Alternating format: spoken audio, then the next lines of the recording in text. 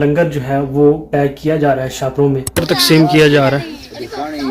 یہ جو میرے دادا ابو ہیں نا، ان کے بارے میں ہم نے یہ سنا ہے، کچھ ٹائم میں نے گزارا بھی ہے ان کے ساتھ، تو ان کے بارے میں یہ بتایا جاتا تھا کہ انہوں نے 41 دن قبر کے اندر گزارے، یعنی انہوں نے چلا کاٹا تھا، تو اسی وجہ سے ان کو فقیری ملی۔ اور یہ مرید خاص ہیں حضرت سلطان باؤ رحمۃ اللہ علیہ کے، یعنی آپ کو پتہ ہوگا کہ بہت ہی مشہور ہستی ہیں حضرت سلطان باؤ، ان کے یہ مرید خاص تھے، ان کے یہ خلیفہ تھے، تو انہوں نے ان سے فقیر لی تھی۔ اور اسی کے ساتھ ساتھ ان کی ایک کتاب جو ہے وہ بھی چھپوائی ہے باقاعدہ۔ اس کتاب کے اندر ان کی زندگی کے حوالے سے، یعنی انہوں نے زندگی کیسے گزاری، انہوں نے چلا کیسے کاٹا، وہاں پر کون موجود، قبر کے اندر انہوں نے چلا کاٹا، اس کے اوپر کون تھا، اور یہ کہا جاتا ہے کہ انہوں نے کھانا نہیں کھایا، 41 دن انہوں نے روٹی نہیں کھائی، صرف اور صرف انہوں نے چائے کے اوپر ہی گزارا کیا ہے۔ اور بعد میں حضرت سلطان باؤ جو پیر تھے ان کے، وہ وہاں پر تشریف لائے، انہوں نے آ کر قبر کو کھیڑ کر بعد میں ان کو اٹھایا، ان کو گلے سے لگایا اور ان کو فقیری دی۔ اللہم اغفر لحینا ومیتنا وشاہدنا وغائبنا وصغیرنا وکبیرنا وذکرنا وانثانا، اللہم من احییتہ منا فاحیہ علی الاسلام ومن توفیتہ منا فتوفہ علی الایمان۔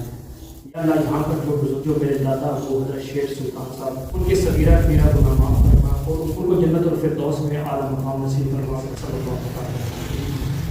لیکن دوستو، میرا پوائنٹ آف ویو یہ ہے کہ جو بھی بزرگ اس دنیا سے چلا گیا، اس کے لیے ہم دعائیں مغفرت ہی کریں گے، وہ ہمارے نفع نقصان کا مالک بالکل نہیں ہے۔ نفع نقصان کا مالک صرف اور صرف اللہ تعالیٰ ہے، اللہ تعالیٰ ہی سے ہم مدد چاہیں گے اور اللہ تعالیٰ ہی ہماری مشکلات جو ہے وہ حل کرے گا۔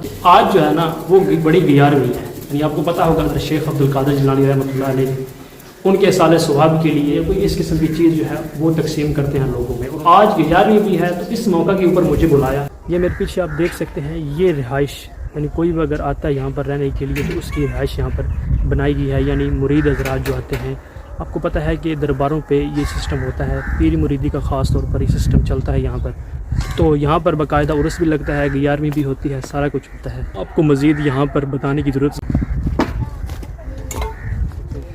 السلام علیکم۔ السلام، کیا حال ہے نجم صاحب؟ ٹھیک ہیں؟ اور سنا خیریت ہے؟ السلام علیکم جی، کیا حال ہے؟ ٹھیک ہو جی؟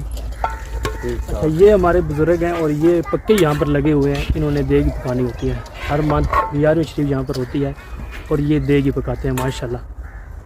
اور اس کے ساتھ ساتھ آپ کو لے کے چلتے ہیں ہم مسجد کی طرف۔ بہت ہی حیرانگی ہوگی یہ ویڈیو دیکھ کر کہ انجینئر صاحب کا اسٹوڈنٹ پیروں کے گھرانے میں پیدا ہونے والا، لیکن الحمدللہ وہ توحید پہ ڈٹا ہوا ہے، توحید بیان کرتا ہے، اور اسی کے ساتھ ساتھ وہ کسی کو اللہ تعالیٰ کا شریک بالکل نہیں مانتا، کیونکہ دوستوں اللہ تعالیٰ کے علاوہ کوئی بھی ہمارا مددگار نہیں ہے۔ اور میں انجینئر صاحب کو سلوٹ کروں گا، یہ سارا کریڈٹ جو ہے یہ ان کو جاتا ہے کہ انہوں نے لوگوں کی اصلاح کی، ہمیں فرقہ واریت سے نکالا، یہ تو نکالا ہی نکالا انہوں نے، یعنی قبر پرستی سے نکالا، اس کے ساتھ ساتھ انہوں نے ہمیں فرقہ واریت سے بھی ہماری جان چھڑائی۔ تو ماشاءاللہ یہ جتنا بھی کریڈٹ ہے یہ انجینئر صاحب کو جاتا ہے، ایک پیر کے گھرانے سے، ایک پیر کے گھر پیدا ہونے والا ایک پیر جو یہ کہہ رہا ہے کہ قبروں سے نہیں مانگنا، پیروں سے نہیں مانگنا، صرف اور صرف اللہ سے مانگنا۔ لنگر تقسیم کرنا ہے، اس کے بعد آپ کو دکھاؤں گا۔